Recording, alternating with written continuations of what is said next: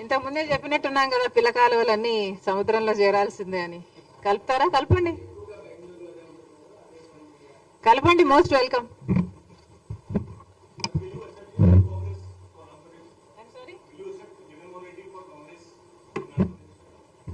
Congress party is an ocean.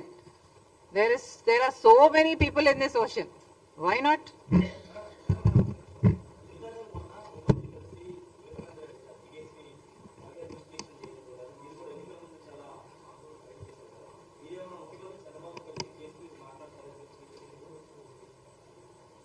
అవసరం ఉందని నేను అనుకోవటం లేదు. ఎందుకంటే సునీత ఆల్రెడీ కలిసింది ప్రభుత్వాన్ని.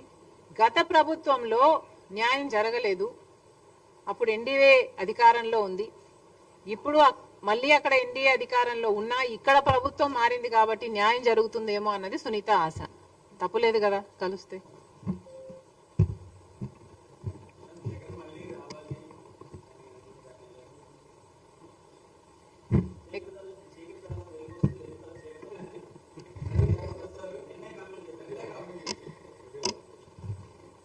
ఎందుకు రావాలి?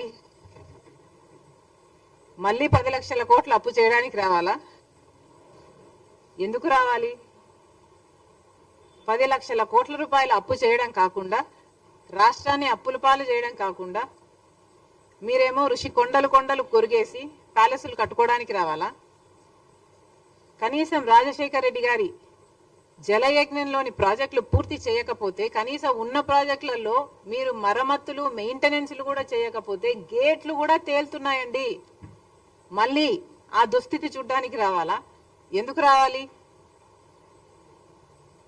రాజశేఖర్ రెడ్డి గారు ఎంతగానో వ్యతిరేకించిన బీజేపీ పార్టీతో మీరు అక్రమ సంబంధం పెట్టుకుని ఆఖరికి మన అన్ని విభజన హామీలతో సహా, పోలవరంతో సహా, కడప స్టీల్ ఫ్యాక్టరీతో సహా మన విభజన హామీలు మొత్తం, ప్రత్యేక హోదా అన్ని తాకట్టు పెట్టడానికి మళ్ళీ మీరు రావాలా? దేనికి రావాలి? పూర్తి మద్యపాన నిషేధం అని చెప్పి మోసం చేయడానికి మళ్ళీ రావాలా? 3,000 కోట్లతో రైతులకి ధర స్థిరీకరణ నిధి అన్నారు ప్రతి సంవత్సరం. 4,000 కోట్లతో పంట నష్టపరిహారానికి పక్కన పెడతాను ప్రతి సంవత్సరం అన్నారు. ఇలా ఎన్ని మాటలు చెప్పి మళ్ళీ మోసం చేయడానికి రావాలి? రాడు. జగన్మోహన్ రెడ్డి గారు ఇక అధికారంలోకి రాడు, వైసీపీకి అధికారంలోకి రాదు. ఎందుకంటే ఒకసారి ప్రజలు అవకాశం ఇచ్చి చూశారు. దేవుడు బంగారు పల్లెంలో అన్ని పెట్టి ఇస్తే అవకాశాన్ని ఎలా దుర్వినియోగం చేశారో ప్రజలు చూశారు. ఈరోజు వైసీపీ పార్టీ క్రెడిబిలిటీ కోల్పోయిన పార్టీ కాబట్టి వాళ్ళు మళ్ళీ అధికారంలోకి వస్తారని మేము అనుకోవటం లేదు.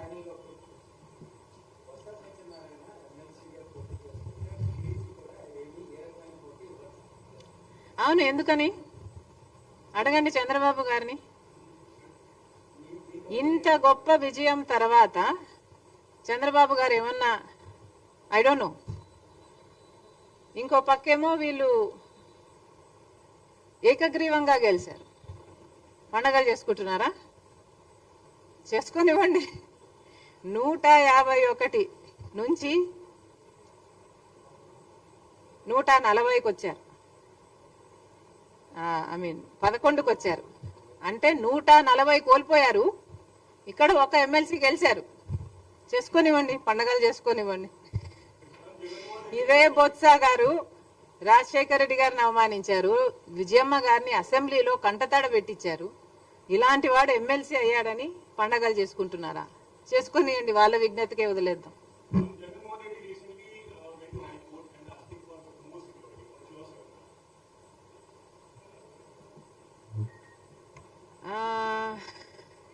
I am not aware of the security he has right now. Oh, he has that plus. I do not see the need for additional security then. అందరికీ నమస్కారం.